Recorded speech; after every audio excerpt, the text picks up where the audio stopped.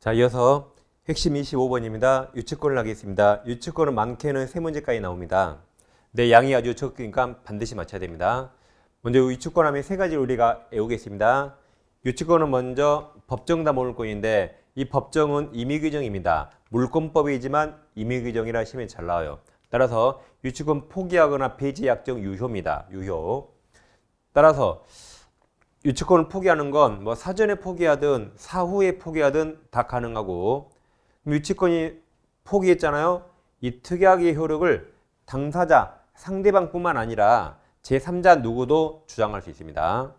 그 다음 유치권 포기 특약의 예로서 제일 시험에 많이 나온 게 임대차 계약에서 임대차 종료 시 임차인이 목조물 원상복구 약정이 있다. 그엔 비용 청구 못하니까 유치권 행사 못합니다. 그 다음 두 번째로 외울 거, 두 번째 암기사항은 유치권에 인정되지 않는 법정 성질이 있어요. 첫째, 경매에서 우선 면제권 없다. 두 번째, 물상대가 없습니다. 세 번째, 말장난 같지만 유치권에는 유치권에 기한 물권적 청구권이 없습니다. 대신 유치권은 점유권에 기한 물청으로 보호되고 유치권 자체에 기한 물청이 없습니다. 그래서 외워야 됩니다. 이렇게 우물에 유물 없어요. 우물 파도 흙밖에 안 나오죠. 우물 파봤자 고대 유물 안 나와요. 그래서 유치권은 우물에 유물 없다. 우물에 유물 없다. 이거 외운 이유가 이거 말고 나머지는 다 있다면 거의 맞아요. 거의. 100% 아니지만 거의 맞습니다. 봐보세요. 여기 수반성 없죠. 수반성 있다. 불가분성 있다. 부종성 있다. 근데 물상대는 없어요. 그 다음에 경매청구권 있다 없다. 경매청구권 있어요. 단 우선 면제가 없다. 그리고 간이변제 충당권 있다. 과실수취권 있다. 비용상환 청구 있다. 별채권 있다. 등등. 이것 빼고 거의 다 있다면 100% 아니지만 거의 모든 문제 맞출 수 있습니다. 그래서 다 있다. 외우세요. 세 번째, 유치권 행사 못하는 채권이 있죠. 저 유치권에 피담보 채권이 될 수 없는 겁니다. 이것도 시험에 아주 잘 나오죠. 이게 보증금, 권리금, 다음에 여러분 복 많이 받으시라고 써놨어요. 복 받으셔서 학교 가시라고. 다음 지성을 매수, 부동을 매수, 매매대금 유치권이 있습니다. 매매대금 같은 말이 외상대금이고 대표적인 예가 건축자재금 채권입니다. 즉 건축자재, 시멘트 매매대금, 시멘트 외상으로 산 게 매매대금이죠. 시멘트 대금, 뭐 철근대금, 철근 외상대금, 철근대금 다 유치권 X. 다음 명의신탁 유치권 X. 이것을 이제 보건복지부가 국민을 배신했다, 매신했다. 다시 보건복지부가 국민을 매신했다. 유치권 X. 이 세 가지 외웠습니다. 자, 그 다음 이제 갑부동산을 우리 임대차에서 우리 점유하는데, 자, 임차인이 필요비나 유익비를 지출하면 이 갑에게 달라고 청구할 수 있죠. 그러죠? 안 주면 유치권 행사할 수 있습니다. 그래서 이런 비용 상환 청구가 대표적으로 유치권 행사 가능한데, 자, 갑이 줘야 되죠? 갑이 안 줘서 채무불이행입니다. 갑이 안 줘서 채무불이행으로 손해배상채권을 받겨요. 다시 갑은 비용 을에게 상환 채무가 있는데 안 줬잖아요. 그래서 이 갑이 이걸 줘야 할 채무가 손해배상으로 바뀝니다. 그럼 이것도 여전히 유치권 행사할 수 있다. 이거 유치권 행사할 수 있죠? 근데 이 청구권이 이렇게 바뀌었잖아요. 그래서 여전히 유치권 행사할 수 있다. 즉 원채권과 목조물 간의 결론성이 있죠. 미리 바뀌었잖아요. 여전히 결론성이 있어서 유치권 행사할 수 있다. 즉 이 말입니다. 지금 원채권과 물건 간의, 즉 원채권 비용과 갑부동산 물건 간의 결론관계 있거든요. 근데 원채권이 이렇게 손해배상으로 바뀌었다. 그럼 여전히 이렇게 결론관계 있어서 유치권 행사할 수 있다라고 우리 시험에 책을 한번 나왔습니다. 올해 또 나올 수 있습니다. 그 다음 이제 간접점유로 유치권 행사할 수 있는데, 이건 제3자가 직접 점유해야 가능하고, 채무자가 직접 점유하면 이건 채무자에게 그냥 돌려준 거예요. 그냥 돌려준 거다. 이건 유치권 인정 안 됩니다. 채무자에게 안 가는 방식으로 간접점유로 유치권 가능하다. 또 시험에 아주 잘 나오고 있습니다. 그 다음 유치권자 권리로서, 자, 채권은 채무자에게만 행사할 수 있지만 유치권은 물권이라 전 세계 70억 인구 누구에게나 행사할 수 있습니다. 그래서 갑과 을이 건설 도급계약 체결해서 수급이 느려 공사를 완공하더라도 특이하게 없는 한 보통 갑소유, 도급인 소유입니다. 근데 우리 공사대금 채권 못 받은 게 있는데 갑이 안 주네요. 그래서 우리 이걸 점유하면서 유치권 행사하고 있는데, 자, 부동산 시가가 10억, 채권이 3억이라 가정하세요. 우리 유치권 행사하는데 이 부동산이 경매가 나와서 병이에 경락받습니다. 그러면 경락인 병에게 이 3억 달라고 변제 청구할 수 있을까요? 원래 못합니다. 채권은 누구한테만? 채무자 갑에게만. 병 얼굴 본 적 없죠. 병에게 달라 못합니다. 반면 유치권은 물권이라 누구에게나 경락인을 포함해서 전 세계 70억 인구 누구에게나 할 수 있어요. 그러니까 을은 안 나가는 거죠. 자, 그럼 잘 보세요. 원래 을은 3억 달러 못합니다. 원래 병은 3억 줄 필요 없어요. 근데 우리 안 나갈 수 있거든요. 따라서 병이 원래 3억 줄 필요 없지만 일부러 10억에서 3억을 빼요. 그럼 7억이죠? 그래서 일부러 보통 이렇게 7억 이하로 경매를 받으려게. 5억 5천에. 그래서 원래 3억 줄 필요 없지만 그냥 내 돈으로 을 3억 줘버려요. 그러면 나가겠죠. 그럼 병이 당장 들어가 점유할 수 있죠? 이런 식으로 원래 줄 필요 없는데 을을 그냥 나가게 하려고 보통 여기서 여기 뺀 금액으로 경락을 받는 겁니다. 원래 달라 못해요. 원래 줄 필요 없습니다. 근데 우리 안 나갈 수 있으니까 보통 여기서 여기를 뺀 가격으로 경매를 받는 겁니다. 이처럼 건물에 유치권이 있으면 경락인에게 못 나가라고 대항할 수 있어요.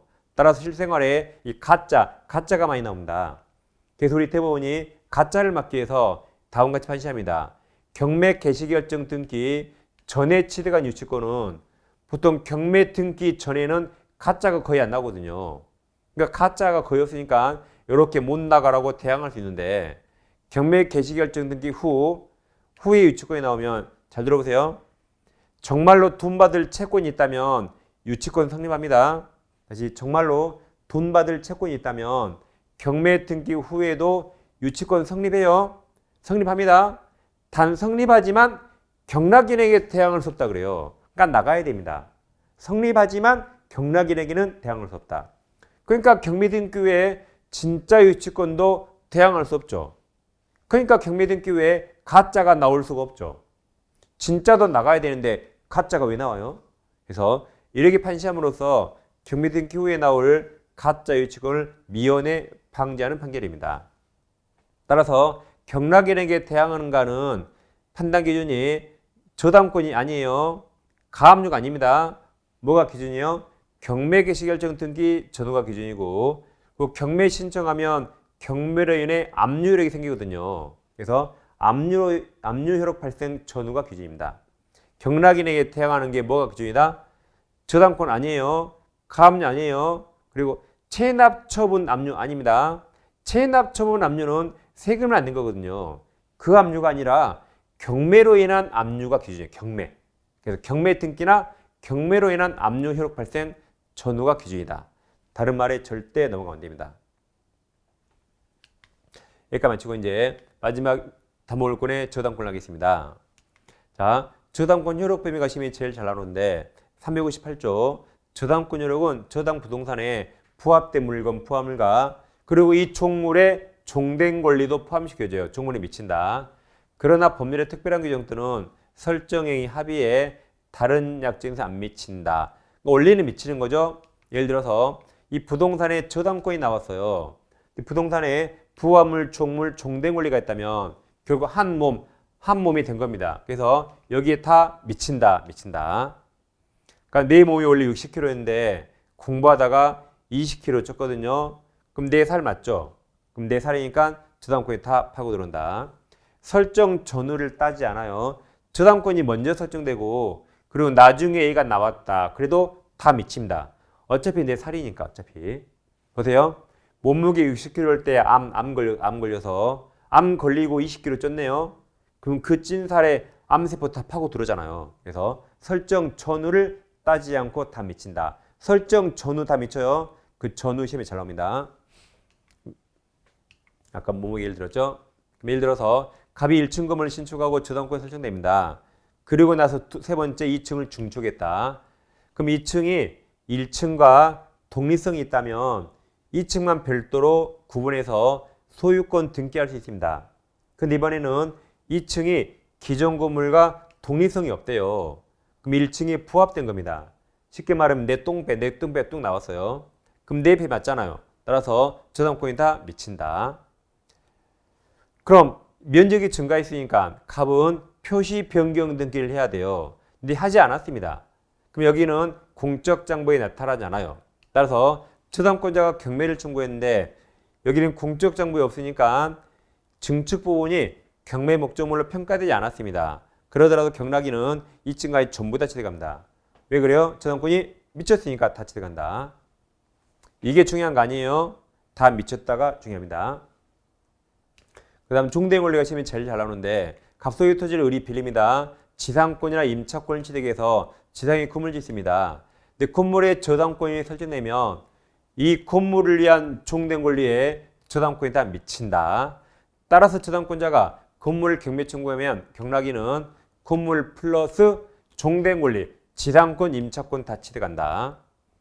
그 다음 아파트 전유 부분 1001호와 대지 사용권이 있어요. 그럼 1001호에 저당 설정하면 종된 권리인 대지 사용권에 다 미친다. 그래서 이 종된 권리가 시험에서 제일 많이 나옵니다. 그 다음 이제 제3취득자가 시험에 잘 나와요.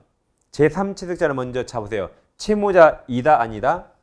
채무자 아니다. 왜 아니에요? 채무자라고 안 써 있으니까. 채무자는 딱 세 글자, 채무자 딱 세 글자예요. 두 글자 노, 네 글자 노, 딱 세 글자. 글자 수 다르죠. 그 채무자 아니다. 이 사람 누구냐면 부동산에 저당권 있는데 이후 소유권 취득하거나 용의권 취득한 자입니다. 한마디로 저당권 밑에 있다가 부동산을 점유하죠. 그러다가 경매가 나오면 다 쫓겨나요. 경매 나오면 다 쫓겨날 이 불쌍한 사람들을 제3취득자랍니다. 이 사람들을 보호하기 위해서 이 사람들은 저당물 소유권 취득한 제3자도 경락인 또는 경매인 될 수 있다. 왜 경락인 될 수 있어요? 채무자 아니니까. 그 다음 제3취득 제2변제 저당 부동산에 대해서 소유권 또는 용의권, 지상권 또는 전세권 취득한 제3자에까지 제3취득자는 저당권자에게 그 부동산 담보된 채권을 변제하고 이때 저당 소멸 청구할 수 있다. 이때 그 부동산으로 담보된 채권이란 저당권은 360조, 지연이자 1년, 근저당권은 채권 최고액을 변제하고 저당권 소멸을 청구할 수 있습니다. 그 다음 예를 들어서 갑부동산에 저당권 을이 나와요. 채권이 3억인데 채무자 값이 지연이자가 3년분 발생했다. 이 상태에서 이 채무자는 저당권을 말소시키려면 원금 3억과 지연이자 3년분 전부 다 변제해야 이걸 소멸 청구할 수 있어요. 근데 여기서 소유자가 병으로 바뀌면 병은 제3취득자 채무자 아니에요. 채무자는 갑이죠. 채무자 아닙니다. 그럼 이자는 306조에서 지연이자 1년 써 있거든요. 그래서 원금 3억과 지연이자 3년이 아니라 이 중에 1년만 변제하고 이것 저당권을 이렇게 소멸 청구할 수 있답니다. 그래서 채무자는 전액, 채무자인 자는 여기서 306조에 있는 1년만 변제하면 된다. 물론 원금은 다 똑같은데 여기에 다르게. 마찬가지 근저당에서 근저당권 을이 있는데 채권 최고의 3억이죠. 근데 갑이 갚을 돈이 3억 5천가 확정됩니다. 그럼 채무자는 전액 다 변제해야 이걸 소멸 청구할 수 있는데 여기서 병으로 소유자가 바뀌어요. 그럼 병이 제3취득자 또는 만약에 이 부동산에 물상보증이 따로 있다. 그럼 물상보증인 채무자 아니에요. 글자 수 달라요. 채무자 딱 세 글자.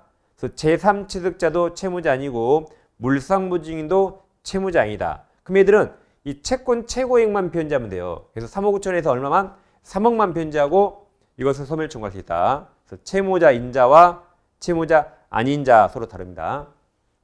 이게 제3취득자 대의변제.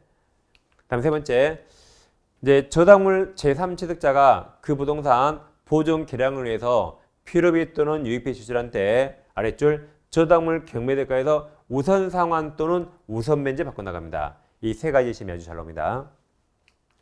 그 다음 이제 저당권과 용익 이것도 해마다 시험이 나오죠.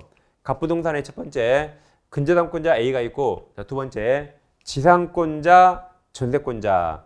얘들은 물권자로서 대항력이 있습니다. 임차권은 원래 대항력 없는데 예외적 갖췄다. 뭐 주택임차인 상가임차 포함해요. 그럼 이 을들은 누구랑 계약했죠? 갑과 계약했죠. 갑과 계약했습니다. 이 을들. 그리고 세 번째 저당권 B가 나오고 여기서 이게 매매가 돼서 네 번째 매매가 돼서 병 앞으로 소유권 등기합니다. 그럼 소유자가 병으로 바뀌었죠? 보니까 이 세 명이 내 부동산 점유하고 있네. 그래서 신소유자 병이 야 너희들 세 명 너희들 다 나가 그래요. 그럼 이 일들은 쫓겨납니까 안 쫓겨납니까? 그럼 대항력이 있다면 안 쫓겨나요. 대항력이 뭐죠? 갑과 맺은 계약. 갑과 맺은 계약을 제3자에게 대항할 수 있답니다. 그럼 애들 대항력이 있어요 없어요? 매매는 저당권 안 봐요. 매매로 소유자 바뀌면 이 매수인 등기가 네 번째죠. 네 번째. 이들 두 번째로 시간이 빨랐죠. 그래서 대항력 발생 시기 두 번째. 소유권 등기 네 번째. 빨랐잖아요. 그럼 이 일들은 갑과 맺은 계약을 제3자 병에게 대항할 수 있습니다. 남은 기간 동안 안 쫓겨나요. 대항력이 있다가 안 쫓겨난다. 그리고 얘 나갈 때 누구에게 전세금 받아요? 병에게. 얘 나갈 때 누구에게 보증금 받아요? 병에게. 그러니까 병은 이 전세금과 보증금을 반환할 계산하에 이걸 엑셀을 샀어야 됩니다.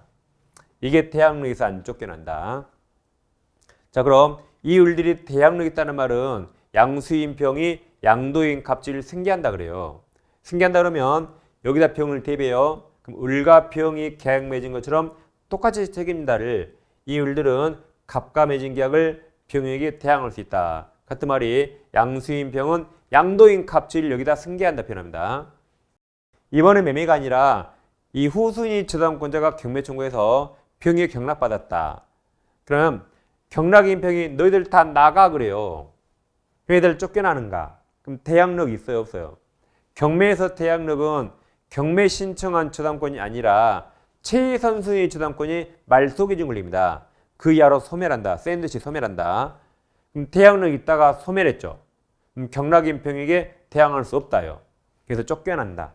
나갈 때 이 돈은 자기 우선순위에 따라 배당받습니다. 그럼 우리 대항력 없죠? 이때는 양수인 병이 양도인 갑질을 승계하지 않는다고 표현합니다.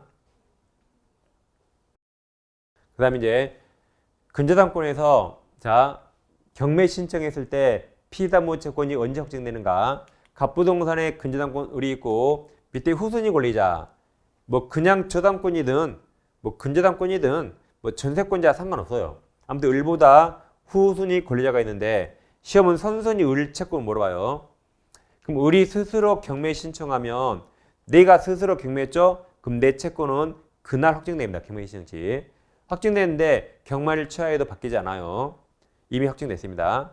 근데 나보다 후순위 권리자가 경매 신청하면 경매가 중단될지 모르니까 경매가 다 끝나서 매각되고 완납 시 누구 채권? 을 채권이에요. 병 채권이 아니라 선순위 을 채권이 이날 확정된다. 그래서 누가 경매 신청했는가 잘 보시면 되겠습니다.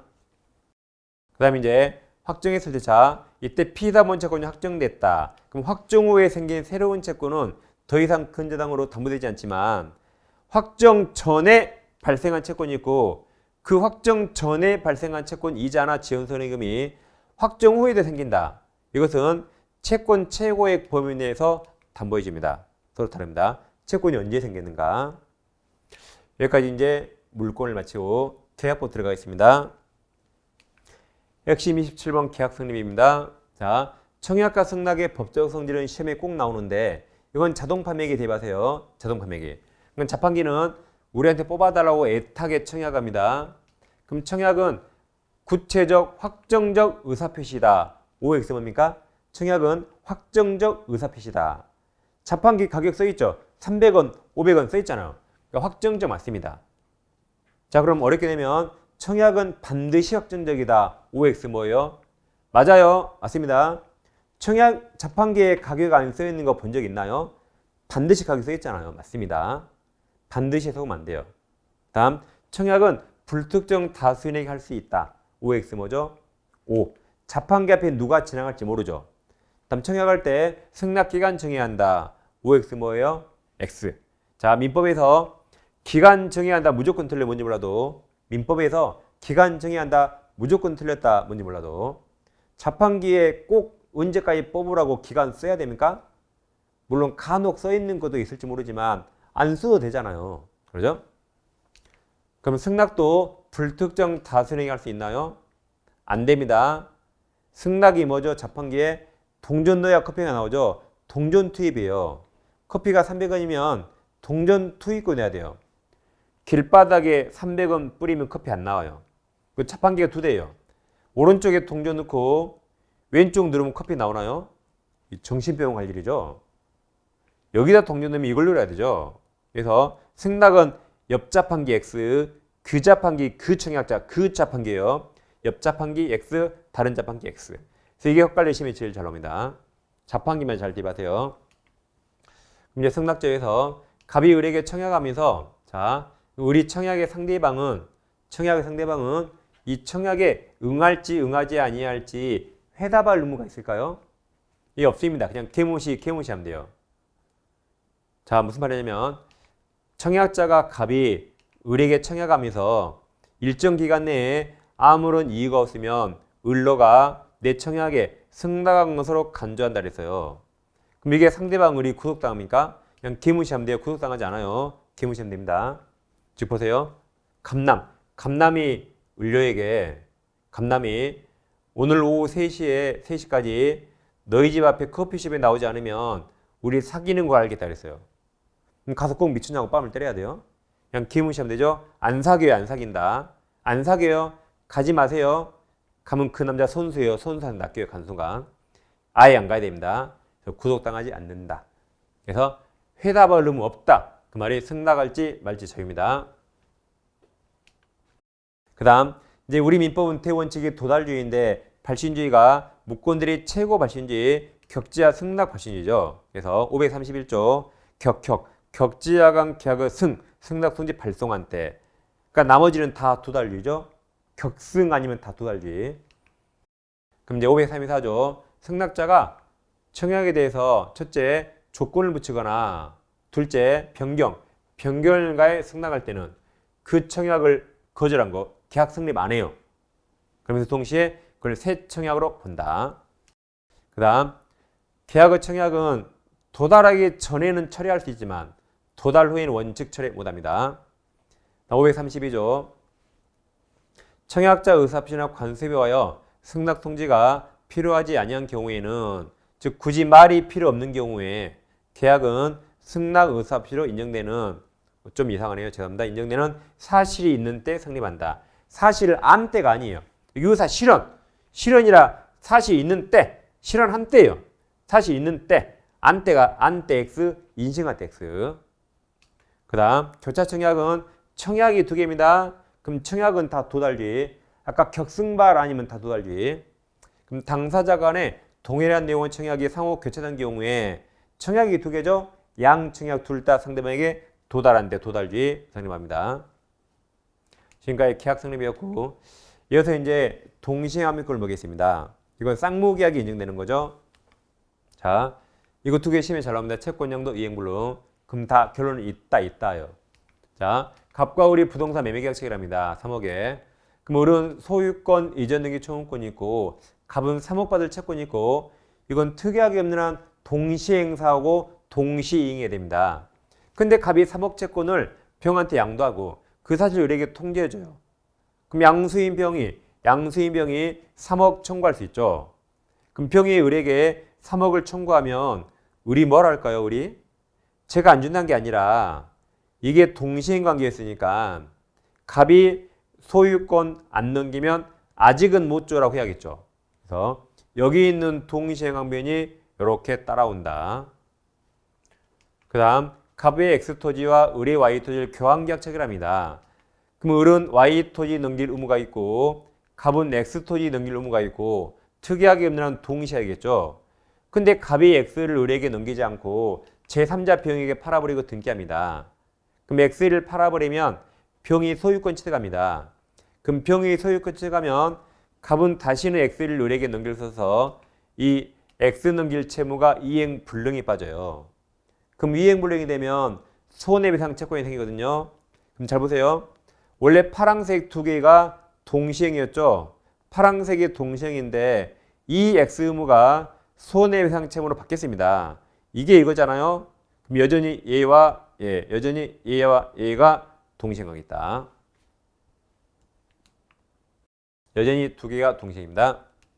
자, 그 다음 갑부동산 을과 5월 1일 날 매매계약체를 합니다. 그리고 5월 10일 날 을이 먼저 중도금 주기로 했어요. 그 다음에 6월 10일 날 잔금 중과 동시에 소유권 이전하기로 했습니다. 그럼 이자들이 약속하기를 6월 10일은 서로 동시행이죠. 이날은 소유권 이전과 잔금이 동시행입니다. 근데 5월 10일은 갑은 아무런 의무가 없죠. 그럼 을이 선이행 의무자, 을은 선이행 의무자입니다. 그럼 을은 5월 10일 날 중도금은 선이행해야 됩니다. 뭘 동시 이행하자고 항변할 게 없어요. 갑은 줄 게 없거든요. 그래서 을은 선이행해야 됩니다. 단 예외적으로 을이 이날 중도금 줄러보니까 약 10일 사이에 이 부동산에 저당권이나 가압류가 엄청나게 들어왔어요. 그럼 중도금 주더라도 소유권 받는다는 보장이 없으니까 그때는 내 불안해서 중도금 못 주겠다고 항변할 수 있습니다. 두 번째, 을이 중도금 줘야 되는데 이행 지체했어요. 그러다가 이날이 되면 상대방 값도 변제액이 도래합니다. 그럼 이날 서로 동시행해요. 그럼 을은 중도금 줄 의무와 약 한 달간 지연이자 지연 손해금 그리고 잔금, 을은 이 세 가지 중도금, 이자, 잔금과 갑의 소유권 이전이 서로 동시행입니다. 동시행이라 이제 갑이 소유권 넘기지 않으면 을도 돈 10원도 안 줘도 되죠. 다시 동시행이니까 갑이 소유권 넘기지 않으면 을도 이 돈 10원도 줄 필요 없어요. 따라서 이제 지연이자도 발생하지 않습니다. 동시행이니까. 그걸 선이행 의무를 지체한 동안에 상대방이 갑도 변제액이 도래했죠. 그러면 선이행 의무자 을도 항변권 있다고 표현합니다. 그래서 원래 없는데 예외적으로 두 가지가 있습니다. 선이행 의무자. 이걸 잘 이해하세요. 이거 동시하면 이거 이해하셔야 돼요. 그리고 이해할 게 하나 더 나와. 이해할 거. 일단 그건 좀 이따 나옵니다. 자, 동시하면 행사효과인데 항상 뭐든지 민사는 주장 원용해야 법원이 판단합니다. 이제 갑소유 중고차를 을과 매매계약 체결을 합니다. 1,000만 원에. 그럼 을은 1,000만 원 대금 줄 의무가 있고 갑은 중고차 인도할 의무가 있고 특이하게 없는 한 동시해야 돼요. 근데 갑이 자동차를 인도하지 않았어요. 그리고 갑이 이상해요. 자기는 자동차 넘기지 않고 너부터 돈 내놓으라고 대금 청구 소송합니다. 아니 동시행인데 자기는 차 넘기지 않고 너부터 돈 1,000만 원 내놓으라고 소송을 했어요. 지금 둘 중에 약간 누가 맛이 갔죠? 갑이 좀 이상하죠. 갑이 이상합니다. 그러더라도 을은 바쁘더라도 아니 판사님 나는 동시행하기 있어라고 항변권을 행사해야 돼요. 행사. 그래서 소송 제기한자가 원고라죠. 을을 피고로 합니다. 피고. 민사는 피고인 없어요. 그러니까 피고는 잘못한 사람이 아니죠. 을은 돈 안 줘도 되는데 갑이 돈 달라고 소송했죠. 그럼 소송한 자를 원고 그냥 소장 받은 자를 피고 그래요. 피고는 나쁜 놈이 아니에요. 형사 피고인과 달라요.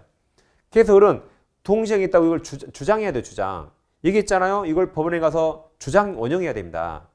원용하지 않으면 법원은 판단하지 않습니다. 그럼 이걸 원용하면 판사가 뭐라 할까요? 싸우지 마세요. 법원에 왔어요. 당신은 돈 주고 당신은 자동차 넘기세요. 상환 서로 교환으로 돈과 자동차 주고받으세요 합니다.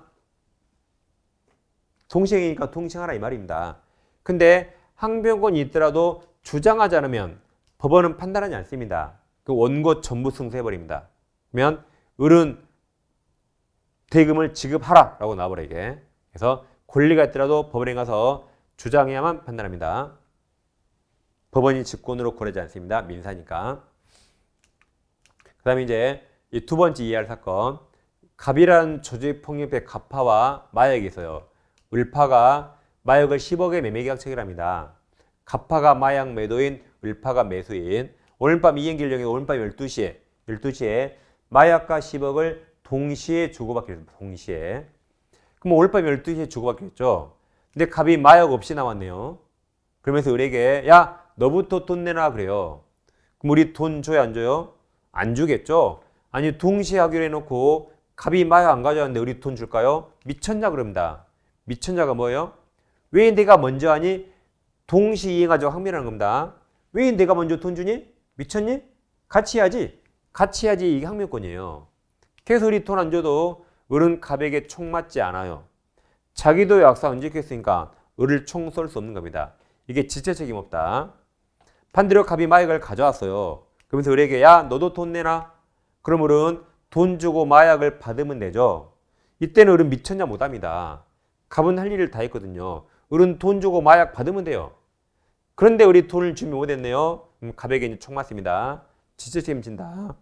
자, 따라서 을에게 항변권이 있다는 말은 상대방이 이행 제공 안 했단 말입니다. 상대방이 이행 제공하면 항변권 없거든요.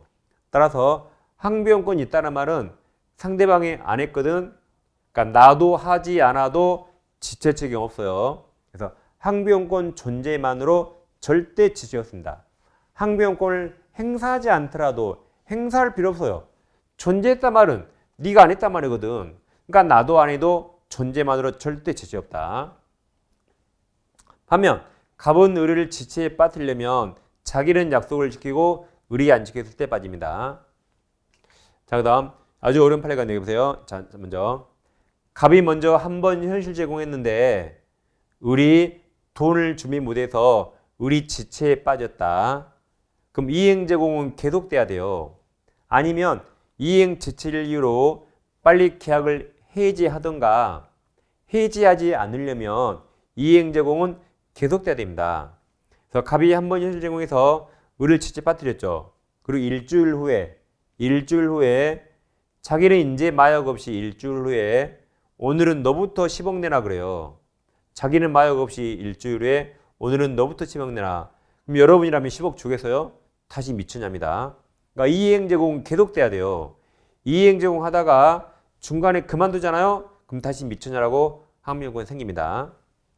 그래서 쌍무계약 당사질방 갑이 먼저 한 번 현실 제공하고 상대방 을을 수령 지체 빠지게 했다 하더라도 이렇게 지체 빠졌더라도 그 후 자기 채무 이행 제공하지 않고 이제 여기서 그 후 자기 채무 이행 제공하지 않고 을에게 돈 내나 이행 청구한 경우에 상대방 을은 항변권 이제 행사할 수 있다. 그래서 이렇게 왔다 가서 잘하세요. 이 사례까지 이렇게 딱 이해됩니다.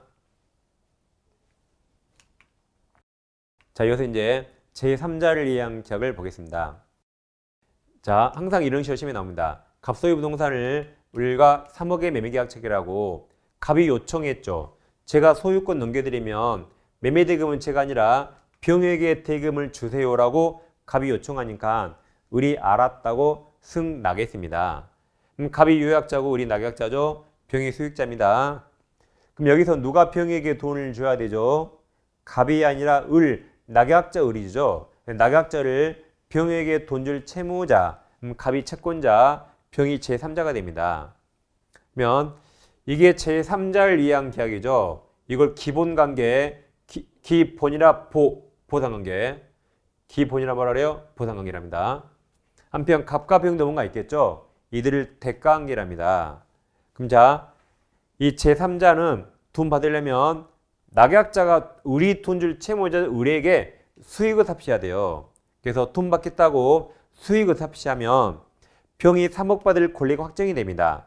따라서 이후 갑과 을이 저 계약을 2억으로 변경할 수 없고 소멸시킬 수 없습니다. 단 합의로 못하는 거지 자기들의 법에서 인정된 법정 권리, 취소권이나 해제권은 병 동의 없이 할 수 있어요. 계약을 누가 했죠? 계약을 갑과 을이 했죠. 그럼 해제 취소도 갑과 을이 자유롭게 합니다. 병 동의 필요 없어요. 병은 해지하지 마라 그래요. 그래서 매매할 때 갑이 을을 사기행박했다면 당연히 취소해야겠죠. 병 동의 필요 없어요. 을이 채무불이행이면 당연히 해지해야겠죠. 병 동의 필요 없어요. 이렇게 법에서 인정한 법정 권리 행사할 수 있습니다. 근데 이런 게 없음에도 불구하고 갑과 을이 합의로 못합니다. 자, 그럼 이 해지는 단독행위 형성권이에요. 형성권. 그럼 보세요. 합의 해제 못합니다.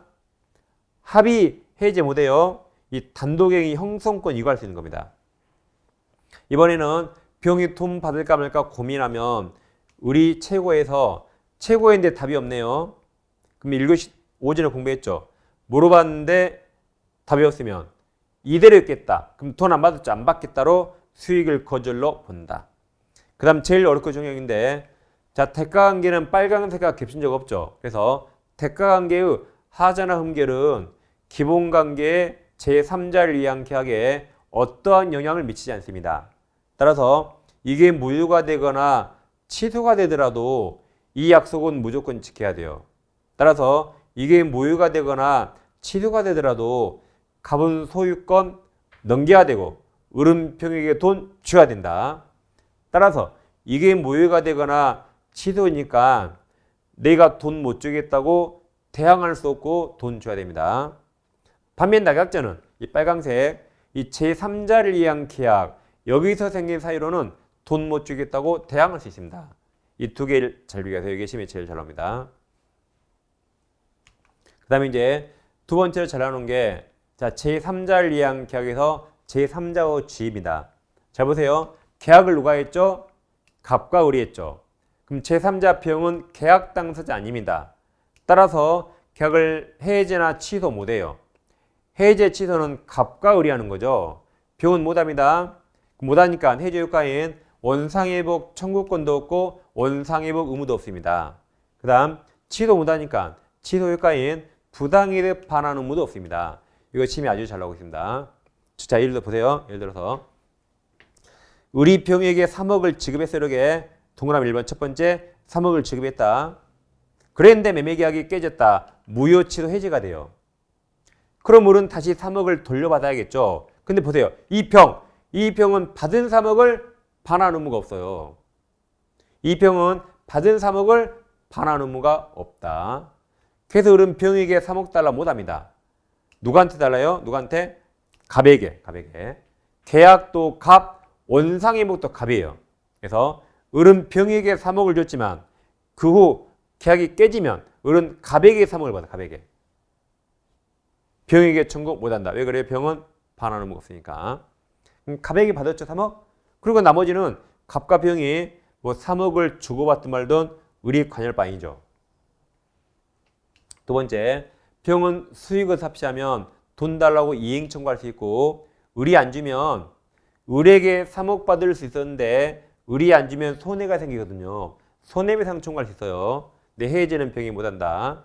그 다음 이 병은 이 계약을 통해서 새로운 이해관계 맺은 사람이 아니라 계약 내용에 포함된 자죠. 이 계약에서 병에게 돈 주겠죠. 따라서 이 계약이 없어지면 병도 같이 없어집니다. 따라서 이 병은 민법 전체에서 제3자 보호 안 됩니다. 비통착사강 선이어도 3자 보호 안 돼요. 해제의 3자 보호 안 된다. 민법 전체에서 보호되지 않습니다. 그래서 이 세 가지 쫙쫙 이렇게 제목 잘 읽으세요. 자, 여기서 이제 계약 해제와 해지 하겠습니다.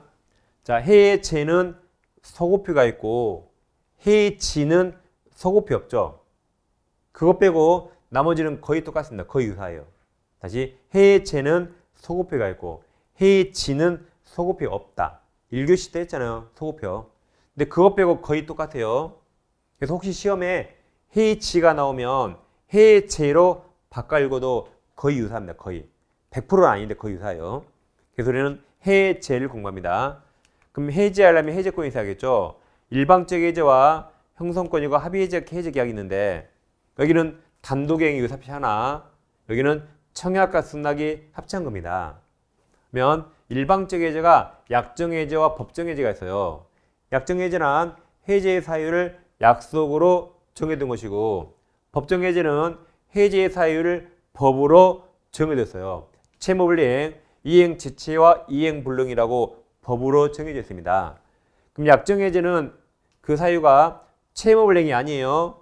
그들이 정한 약정 사유가 발생하면 해제한다. 예를 들어서 갑토지를 을이 매매하는데 을이 뭐라 했냐면 나중에 이 토지에 건축 허가가 나지 않으면 해제한다고 약정했대요. 근데 정말로 건축허가 안 나와요. 그럼 우리 일방적 해제하겠죠. 이것도 일방적 해제 효과입니다. 다음 합의 해제는 법이 없거든요.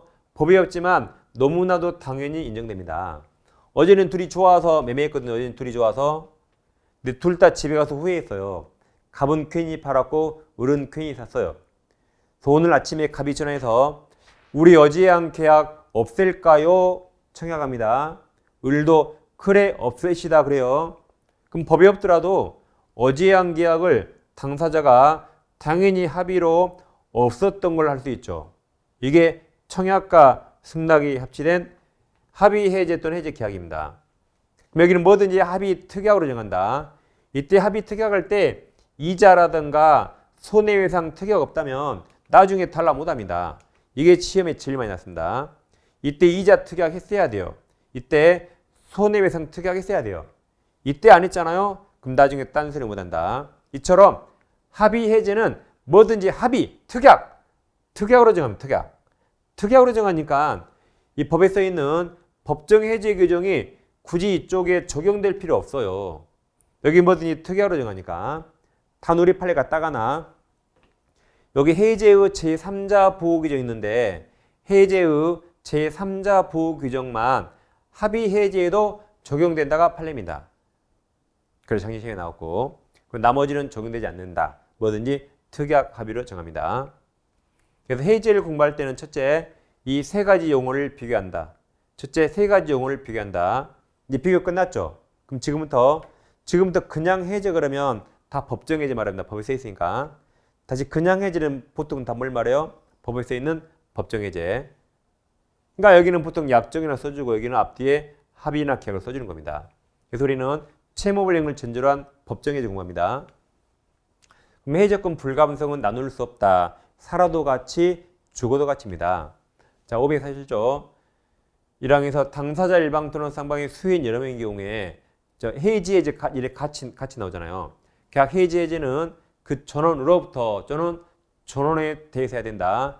즉 갑과 을이 공동 매도인이고 병가 매매했는데 이쪽이 수인이죠. 이쪽에게 해제권이 있다. 그럼 갑도 해지한다 해야 되고 을도 해지한다 이게 이 갑으로부터 을으로부터 다 해야 돼요. 반면 병에게 해제권이 있다. 그럼 갑에게도 해지한다 해야 되고 을에게 해야 된다가 이게 갑에 대하여 을이 대하여 다 해야 된다. 다음 2항의 소멸. 전환 경우에 해제 권리가 당사자 1인에게 소멸한 때 다른 당사자 소멸한다. 자, 병에게 해제권이 있는데 병이 갑에 대한 해제권이 소멸했다.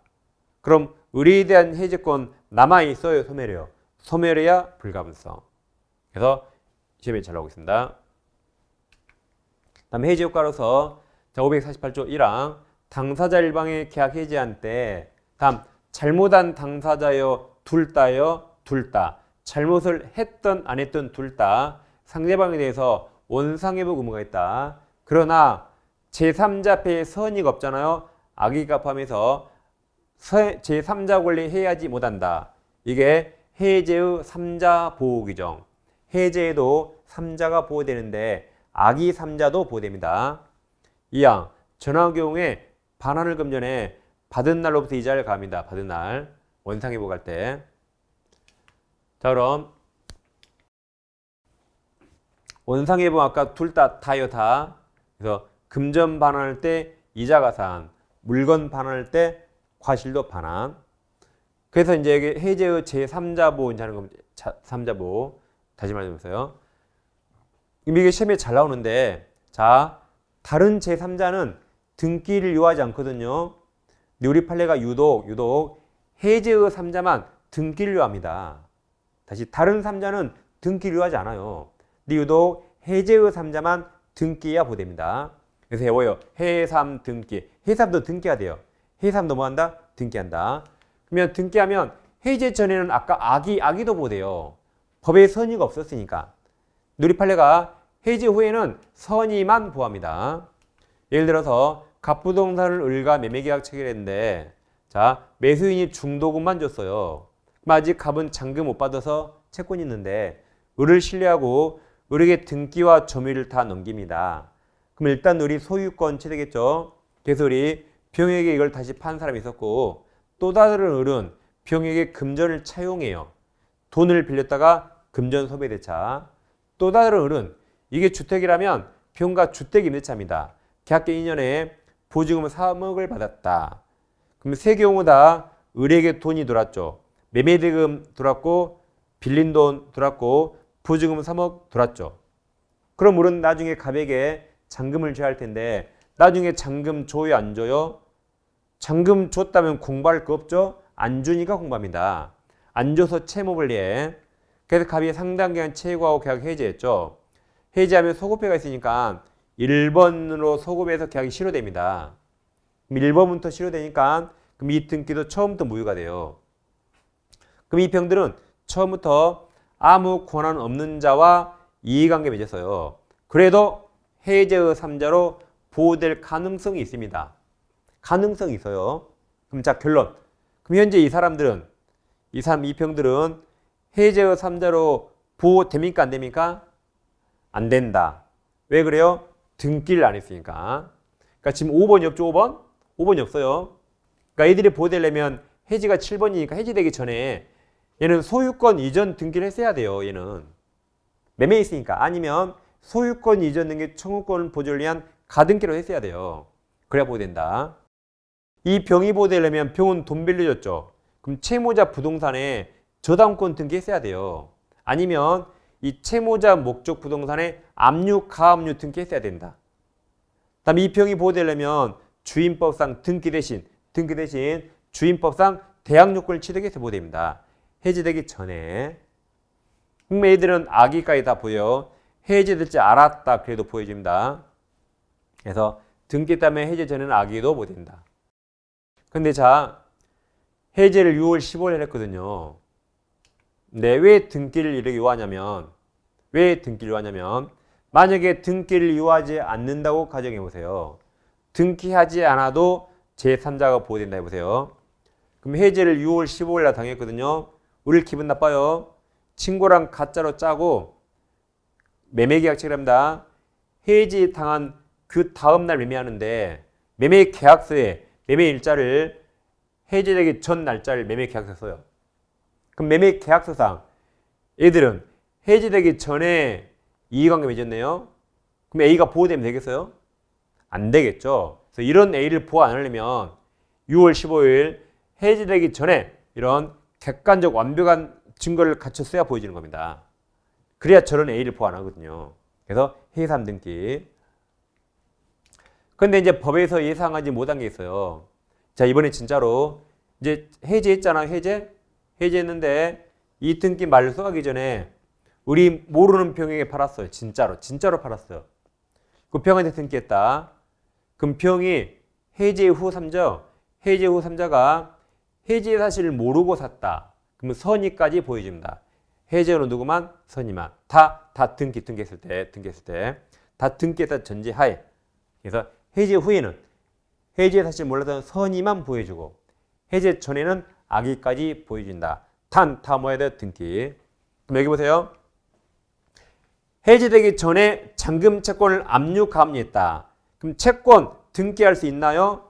등기 못하죠. 그러니까 얘는 등기 못하니까 보호 안 됩니다. 그래서 해지의 3자 나오고 채권 보인 순간 볼 필요 없어요. 등기 못하지? 보호되지 않는다. 달려가면 돼요. 근데 여기 보세요. 얘는 뭘 압류, 가압류했죠? 이 부동산을 압류, 가압류했죠. 그럼 등기했단 말입니다. 근데 여기는 채권을 압류, 가압류했죠. 전부명령 보호 안 돼요. 등기 못하니까. 그러니까 가압류가 중요한 게 아니에요. 뭘 가압류했는가? 채권을 가압류, 등기 못해 보호 안 된다. 부동산 목적물을 가압류, 등기해서 보호된다. 그 목적물을 잘 봐야 됩니다. 해삼 등기 오시고, 그 다음 갑소유 토지를 을이 매수했는데 돈 다 안 줘요. 그래서 갑도 을에게 등기 넘기지 않습니다. 근데 일단 을이 금을 지었는데 그럼 금물은 을 소유죠. 이걸 병에게 팔고 병 앞으로 건물 등기를 넘기면 병이 건물 소유권을 취득했습니다. 근데 을이 끝까지 돈 주지 않아요. 끝까지 돈 주지 않으니까 갑이 토지 매매를 해지했다. 그리고 건물 철거해 그랬죠. 보니까 병 소유 건물이네. 야, 철거해. 그러니까 병이 이래요. 너 해삼 등기라고 들어봤니? 난 너가 해지하기 전에 등기한 사람이야. 나 해지의 3자를 보호돼 그랬어요. 그럼 보호돼요? 안 돼요? 안 됩니다. 뭘 해지했죠? 토지. 토지와 건물은 전혀 별개죠. 보호 안 됩니다. 보호되려면 여기 토지, 을에게 토지를 사서 등기해야 돼요. 보호되려면 뭘 사야 한다? 토지를 해지했으니까 을에게 토지를 사서 등기해 보됩니다. 토지와 건물은 아무 상관없죠. 건물 매수인이나 건물 양수인은 보호되지 않는다. 이렇게 해지 3자까지 봤습니다. 자, 이제 좀 쉬고 이어서 매매계약 들어가겠습니다.